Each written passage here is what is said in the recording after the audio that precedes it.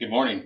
Today I'm going to show you how to fix a toilet lever, and it just takes a few moments. One thing you got to remember is the bolt on it is a reversed thread, so it'll feel like you're tightening it, but you're actually undoing it. As you can see, this broke,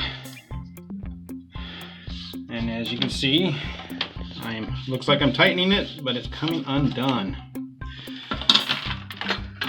Just got this for $6.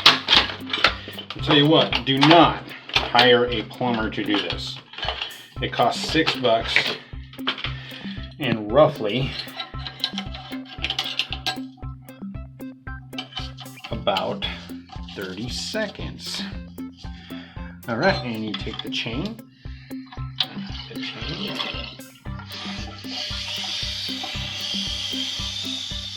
you hook it through that